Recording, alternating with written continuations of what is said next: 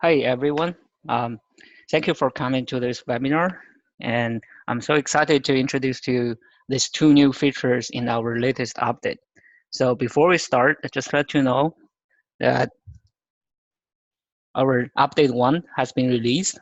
And if you haven't updated your software, please go to our website at micpoweredbydhi.com to download the latest update. And you will see these two features we are introducing today.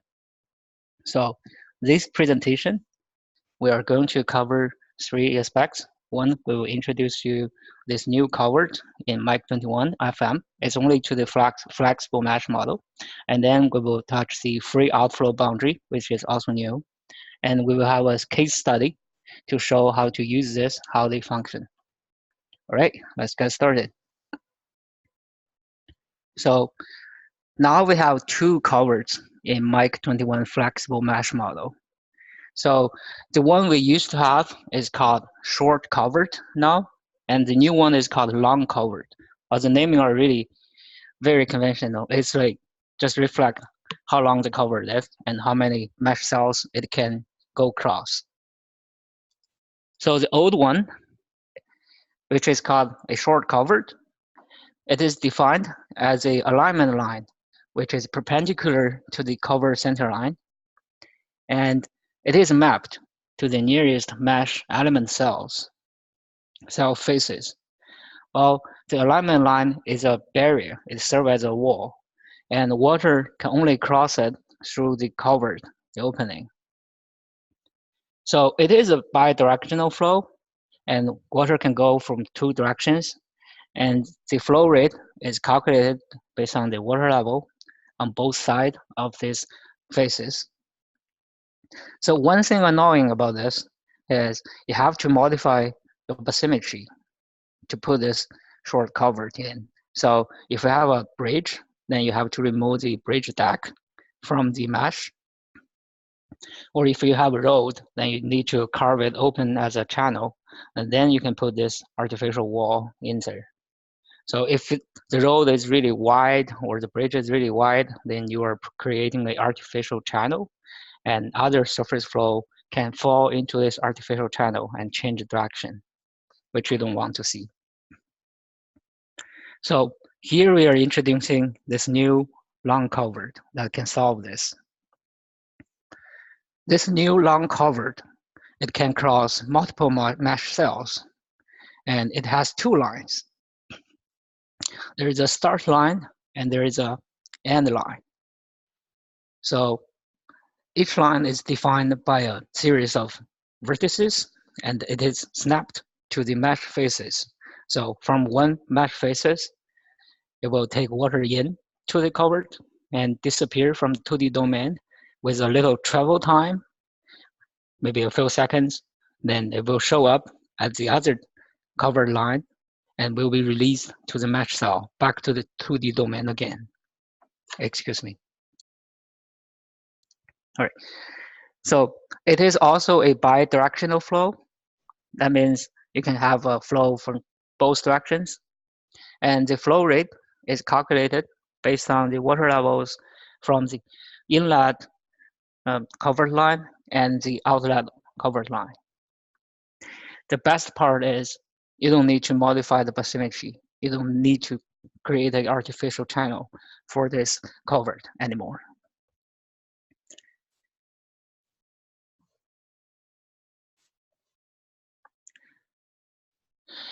In addition to the short culvert, this long culvert has an additional feature that it can contribute momentum from the culvert to the 2D mesh. You can choose to include it or not. We can show you later. And also, to decide which cells to discharge this flow into, it will look for those wet cells and distribute those uniformly or non-uniformly to these wet cells. If there's no wet cells, like in the beginning, the model is dry, then it will distribute flow to all the cells that is connected to this culvert line. There are two ways to set up this long culvert. The first one, we use a longitudinal line.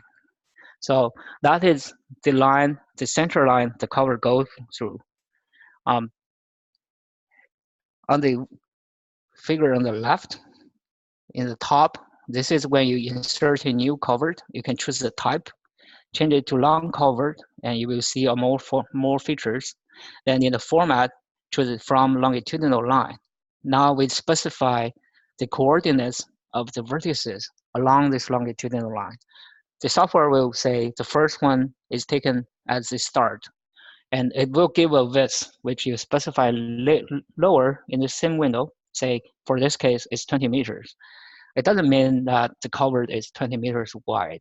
It means this line is 20 meters length, and it will use this line to snap to the cell faces to say which are the mesh cells collecting water or distributing water. Same thing. The last vertex is taken as the end of this culvert, and the width is given in the lower right corner as the width, which is also 20 meters. Software will use this to select the meshes that distribute water to. This is the first way to specify the location for this longitudinal line, for this long culvert. The second way to do it is using those extent lines directly. So instead of giving a center line, we are specifying the vertices for this inflow and outflow culvert lines directly. To choose this, you go to the format on top of this dialog and select from extent lines. Then the window in the middle is disabled, and the two windows at the bottom, the one on the left specifies the vertices for the inflow line, the start line, and the one on the right specifies the end line. Here's something you need to pay attention to. So the software will decide which side is this culvert line taking water.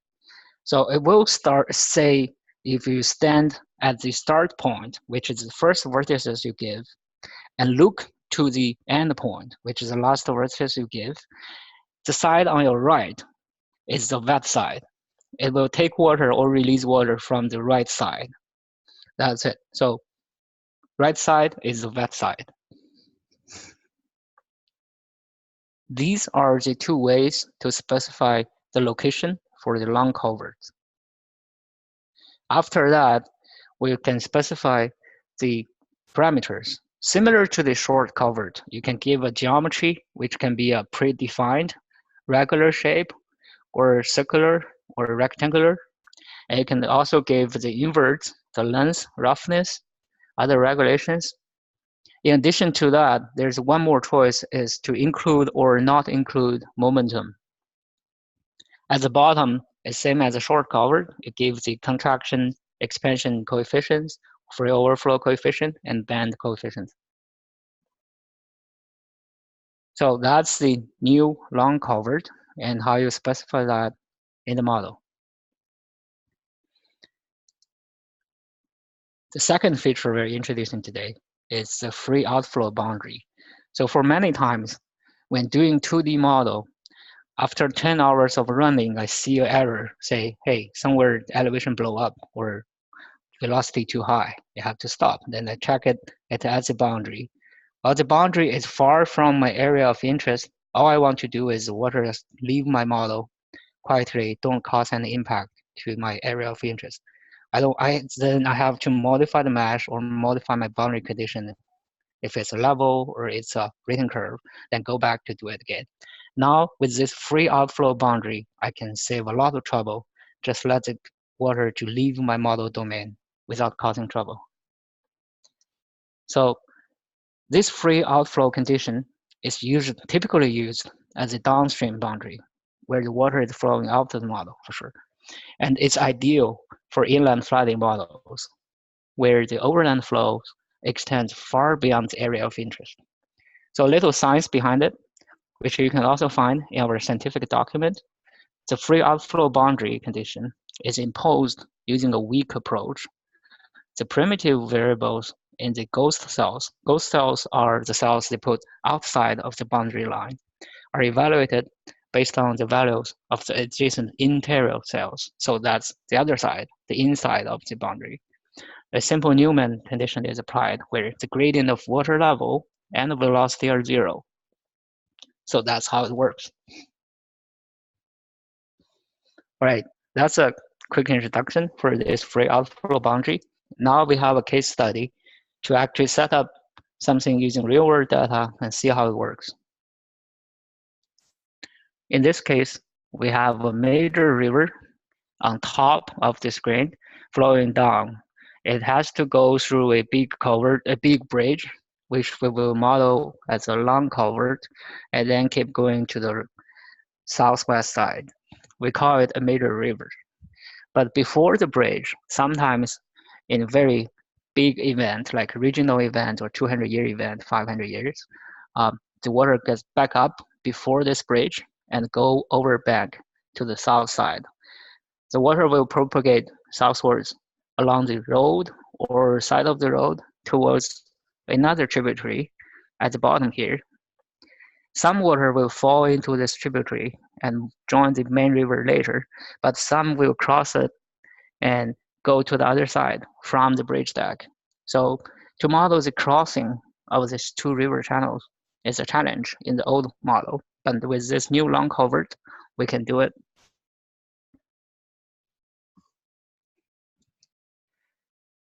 This bridge on the main channel, on the main river, it has 3 openings, but in the model, we will just model it as one culvert with a irregular shape. The bridge deck, which we don't have to remove anymore, will be explicitly represented in the mesh. So the mesh cells that fall on top of the bridge will have the elevation of the bridge deck rather than the channel bottom. And if the bridge is overtopped, the 2D model will take care of it. To set up this in the model, here we have inflow from top, and we are using the extent lines method. And remember that if you specify the start line, and the first point we give should be on the left bank, so that when we look at the right bank, the inflow is on your right side. And for the outflow, we set up the start point on the right bank. So when we look at the right bank, the left bank, then the outflow is on the right side. It's quite confusing, but if you remember, the right side is the wet side. It's quite easy to do it. We give the coordinates at the lower bottom here, start line, end line. That's it. Then we give some other parameters like the shape and roughness and length. We're not showing here. For the other bridge, this is a tributary we have. It's a man-made channel with one opening. It's a small bridge. We will also model this as a long culvert. Again, the 2D mesh will take care of the bridge deck. And in addition to that, we see from the Google Street View, there are some bridge barriers. It's about less than half meter high. And this can really restrict water to stay on top of the bridge. We will use dikes in the Mach 21 model to reflect this. So in the model, the long culvert, we give it as a longitudinal lines. In this case, we are specifying 4 vertices. The first 2, and the start line will be perpendicular to the line between the first 2 vertices. It's 90 degrees. And the end line will be perpendicular to the last 2 vertices of the line. That gives you the flexibility to bend your inlet, outlet, and they don't have to be parallel all the time.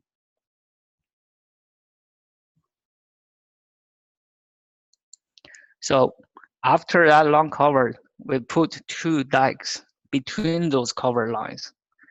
These dikes are normal dikes you have before and you're still having it. But the purpose of having this, one is to restrict water on top of the bridge deck. The other thing is to show you that those 2D meshes between these 2 culvert lines are totally normal mesh. They are fully functioning. You don't need to disable them or remove them from the model. So with inflows from the upstream, I have a 1 free outflow at the downstream. To set up that, it's quite easy. Go to the boundary, tell it it's free outflow. That's it. No additional parameters required for this free outflow boundary. How nice is that?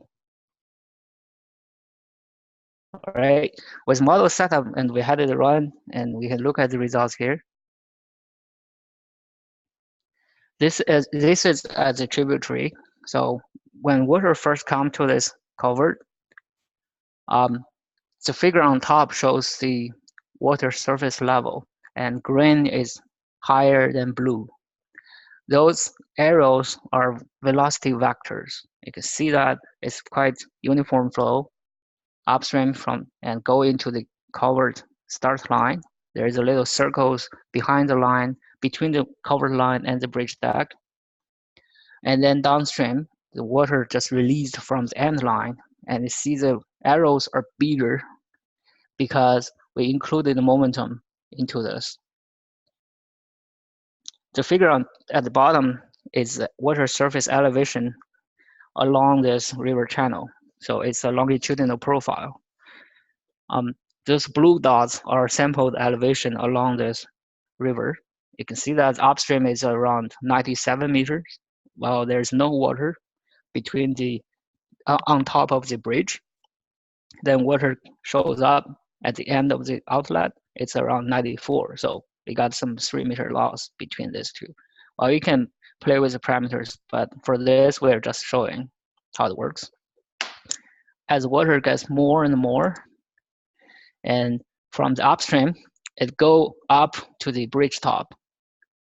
And you can see that the dike we put in here is working. Water doesn't fall into the downstream end, but flow along the road to the north and south. And at the bottom figure, it shows that some water level on top of the bridge, but it's not falling into the outlet side. And as water goes even more, now the bridge is totally submerged. The inlet and outlet are both wet, and you can see the drop in water surface level at the dike. And also you can see that from the longitudinal profile here in the lower part, it's dropped from 101 meter to 98. That is a very steep drop, like 3-meter drop in 5-meter distance. And the arrows are huge. That just reflects the velocity there. So with these 3 scenarios, normal flow, overtopping, and totally submerged, you can see that this long culvert is really working, and the cells, the mesh cells between these 2 culvert lines are working. And you can put a dike in there, the dike is working. So another case, for the main channel, remember we put a long culvert. In this case, we intentionally put the start and end point in the wrong place. So how the model will work? For the inlet, the inflow to the culvert is between the culvert line and the bridge. So water has to go around it. You see those big circles, then flow into the culvert. When up at the outlet, again, it's wrong. Then water are shooting north, hitting the bridge, then circle back to the downstream. This created a lot of head loss that also caused overflow to the bank on the upstream side. This is just to show you that if you put the direction wrong, then it still works, but the flow patterns are wrong. Just to remember that the right side is the wet side. Those are the long culverts. Now it's a free outflow. At the end of the model, we can notice that the water surface level, which is on top, it dropped quickly as it approached to the outlet. While the current speed, the lower figure, it's kind of increasing a lot as it approached to the boundary. So this is not the perfect boundary, like say the hydraulic condition is perfect calculated, but it can move water out of the model quickly and smoothly.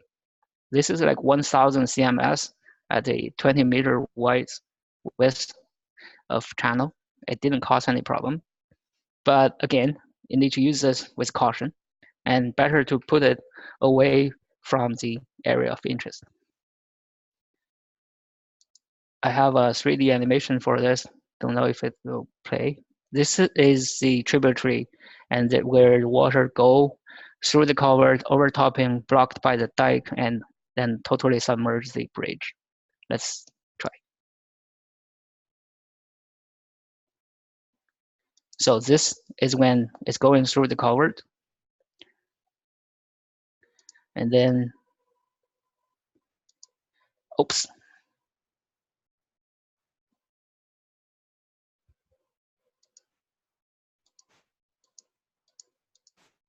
At this moment, you can see that the dike is working, and it's reaching at the side where the dike ends, falling to the downstream side.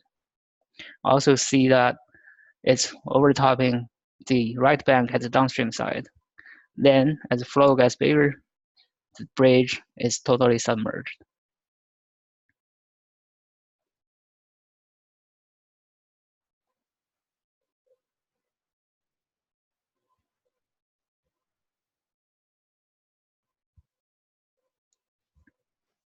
All right. So some takeaway from this webinar: we have two new features. The long culvert can transfer water across multiple mesh cells.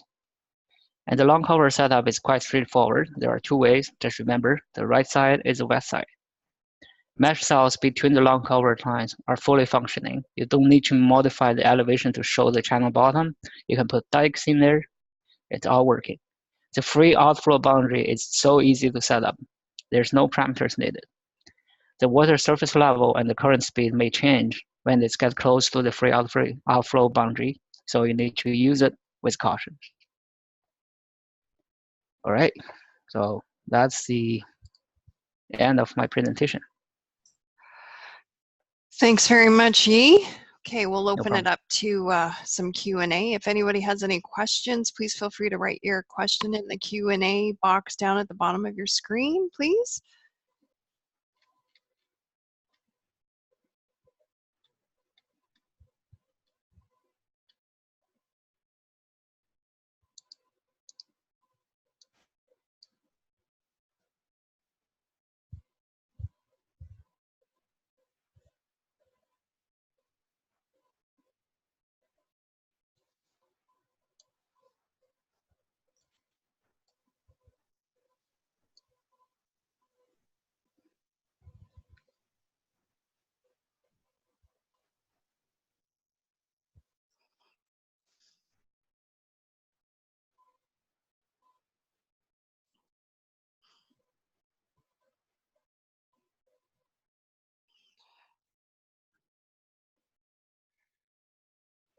Well, Yi, it looks like nobody has any questions for you, so I guess that's good news. Well, yes. Okay, well, with that, we will conclude today's webinar. If anybody has any questions, they can please feel free to contact Yi directly. His email address is yiwa@dhigroup.com.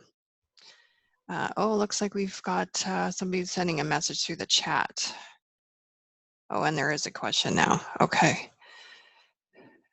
Okay, Yi, do you want to have a look at the first question?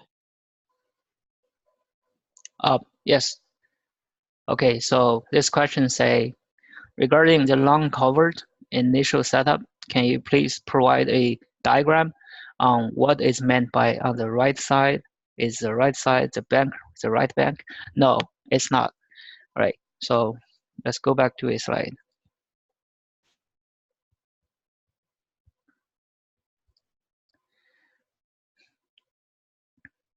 So if you look at this diagram, let's look at the blue line on the right side. That's, we call it the start line.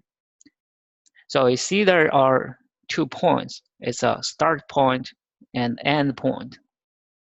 So think about this line has direction. This direction is pointing from start point to the end point. Then the right side of this line is pointing right? That's where water coming into this culvert. So this is the wet side. So it will calculate elevation from this side. That's what we call it. The right side is the wet side. Look at the other side of this culvert. It's the end line. Oh, sorry, I kind of mistaken the start and end line. Let me make a note. So look at the start line. It's here. Stand at the start point. Look to the end point. The direction is this way. So the right side of this is this side, right? So that means water going into the culvert from this side. Look at the end line. When we start at the standing at the start point, look to the end point. The direction is this way. So the right side is this side. We are calculating water levels in these mesh cells.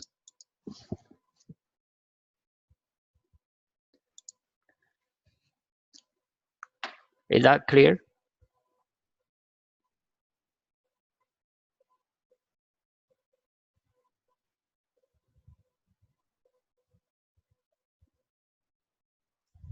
Yes, I think that's clear, the answer. Okay, we have a question in the chat window for you, Yi.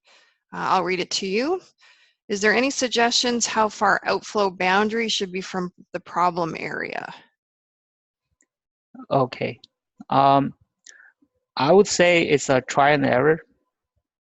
So if you're very conservative and maybe set up far from the model, and if you see that the water level doesn't drop because of the outlet for a fair distance, then move it upstream a bit. Oh, I hope that answers your question.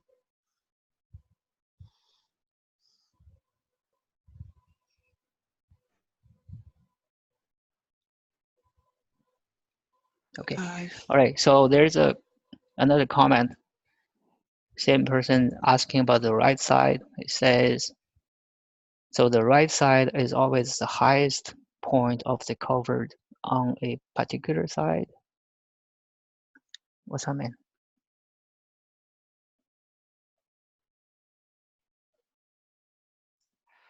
Maybe we'll allow Peter to speak. That might be easier. So hold on, Peter. Sure. Let's see if I can give him. Actually, I can't. Yeah, no, I can't unmute him. So. Maybe I can do it.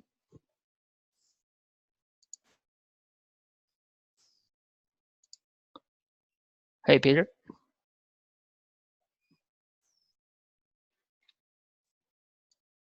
Hello? Hello? Hi there, thank you. No problem. Okay, so just to quickly reiterate your observation or your about this the right side.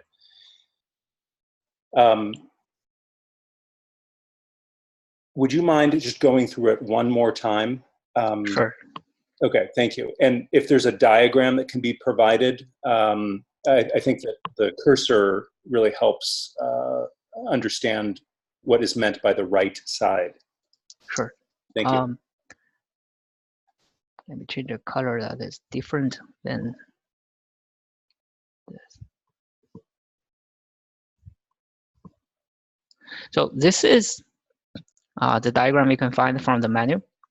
I think it's already very helpful. The culvert in this case is, if I can draw it, is about this. So inside it's the culvert, right? And I'm just making it solid. That's very clear. Thank you. Excellent. Right? And you have water coming in from one side or go out.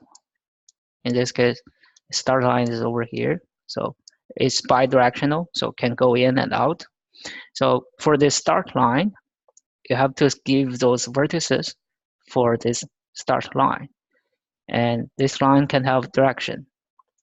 So you start from this side, the start point side, and work your vertices all the way to the end point. Then the software will use this series of vertices to decide which side of this line it should take water from.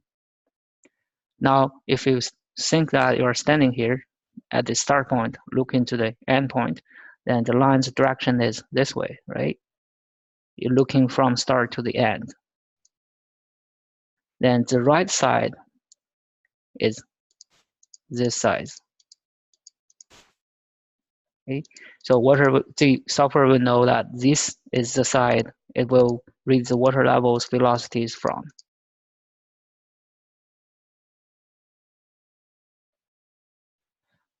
Is that the word right? Like not showing on this diagram? Think about if you're a person and you're looking this way, this is your vision, and then this is your right arm, so it's on the right side, right? And again, on the other side of this culvert, if you're a person standing at the start point and looking to the end point, this is the way you look, direction. On your right are these cells that are the wet cells. Okay, got it. All right. Okay, thank you. No problem.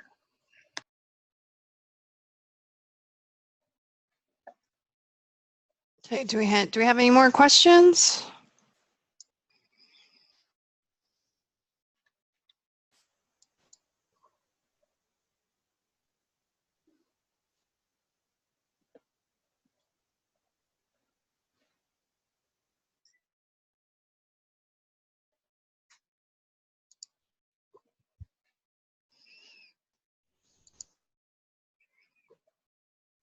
Okay, well, I think that's it for today, Yi. Yep. Okay, well, thank you everybody for attending, and I will inform you once it is available, as I mentioned earlier, on our YouTube channel that you can go back to and have a look at. There is one more question. Oh. Oh no, it's thank you. Oh. So I wish everybody a good day, and if there is any questions, feel free to contact myself or Yi. All right, thank you everyone.